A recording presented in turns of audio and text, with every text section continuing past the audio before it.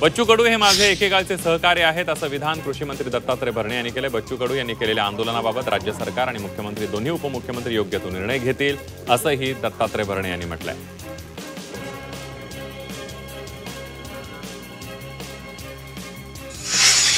जरांगेंच्या आंदोलनाला जाहीर पाठिंबा देणाऱ्यांनी आपली भूमिका जाहीर करावी असं ओबीसी नेते लक्ष्मण हाके म्हणाले। तसंच सर्व आमदार खासदारांनी ओबीसी आरक्षणावर भूमिका जाहीर करावी, अन्यथा ओबीसी बांधव त्यांच्यावर राजकीय बहिष्कार टाकतील असा इशाराही जरांगे पाटलांनी इशारा सुद्धा लक्ष्मण हाके यांनी दिलेला आहे।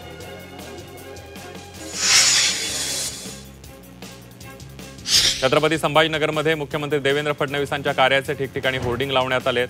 फडणवीसांनी मराठा समाजासाठी केलेल्या कार्याचे होर्डिंग लावण्यात आलेत। या होर्डिंगची शहरभरामध्ये चांगली चर्चा आहे, मात्र हे होर्डिंग कुणी लावले याबाबत कोणतीही माहिती समोर आलेली नाहीये। प्रहारचे नेते बच्चू कडू यांनी मुंबईतील आंदोलनाविषयी मोठं भाष्य केलंय। आम्ही 28 ऑक्टोबरला मुंबईच्या दिशेने रवाना होऊ, कर्जमाफी आणि हमीभाव घेतल्याशिवाय माघारी परतणार नाही असं बच्चू कडू म्हणाले। तसंच आंदोलकांना शत्रू समजू नये, त्यांचं व्यवस्थापन करणं ही सरकारची जबाबदारी आहे असंही बच्चू कडूंनी म्हटलंय। ऐन सणासुदीच्या काळामध्ये पाणी मिळत नसल्यानं आमदार राजेश क्षीरसागर अधिकाऱ्यांवर चांगलेच भडकलेले आहेत। काळमवाडी थेट पाईपलाईनचा पाणी पुरवठा सुरळीत होत नाही, याला जबाबदार सर्वांना कारवाई करण्याच्या सूचना क्षीरसागर यांनी दिल्यात। सोमवारी संबंधित कंत्राटदारासोबत बैठक घेणार असल्याचंही राजेश क्षीरसागर यांनी सांगितलं। नांदेडमध्ये शेतकऱ्यांनी पालकमंत्री अतुल सावे यांच्यासमोर गोंधळ घातलेला आहे। शेतात येऊन नुकसानीची पाहणी करण्याच्या मागणीसाठी हा गोंधळ घातण्यात आलाय। यावेळेला गावकरी आक्रमक झाल्यानं पालकमंत्री सावे यांनी शेतात जाऊन नुकसानीची पाहणी केली।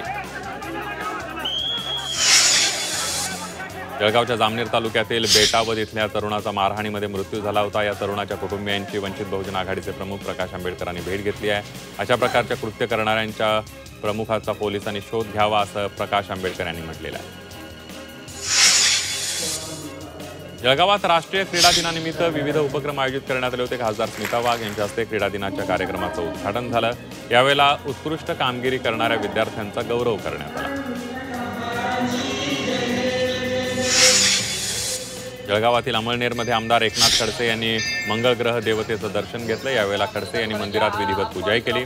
मंगळग्रह मंदिरामध्ये जन्मोत्सवानिमित्त 3 दिवसीय महासोहळ्याला सुरुवात झाली। चंद्रपूरच्या सिव्हिल लाईन भागातील सार्वजनिक गणेश मंडळाची उत्कृष्ट पुरस्कारांची परंपरा राहिलेली आहे। यंदा लालबागच्या राजाची मूर्ती स्थापित करण्यात आली आहे, तर राज्यातील 3.5 शक्तिपीठांच्या देवीचा देखावा यावेळेला साकारण्यात आला आहे।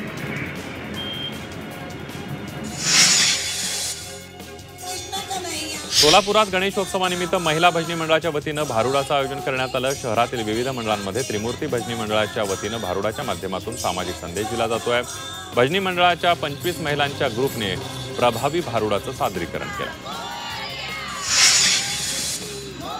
वाशिममध्ये गणेशोत्सवात युनेस्कोच्या जागतिक वारसा यादीतील 12 गडकिल्ल्यांचा देखावा साकारण्यात आलेला आहे। महालक्ष्मी गणेशोत्सव मंडळाने हा देखावा साकारलाय। या देखाव्यातून छत्रपती शिवाजी महाराजांच्या जन्मापासून ते राज्याभिषेकापर्यंत इतिहास सचित्र दाखवण्यात आलाय।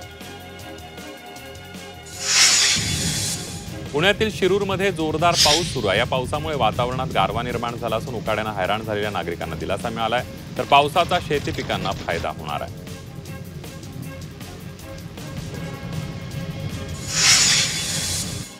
नांदेडच्या मुखेडमध्ये मुसळधार पाऊस झालेला आहे। यामध्ये कोट्या येथील तलाव फुटलेला आहे। या तलावाचं पाणी फुलेनगर वस्तीमध्ये शिरल्यानं 150 घरं उद्ध्वस्त झाले। दरम्यान प्रशासनानं नागरिकांना जिल्हा परिषद शाळेमध्ये स्थलांतरित केलंय।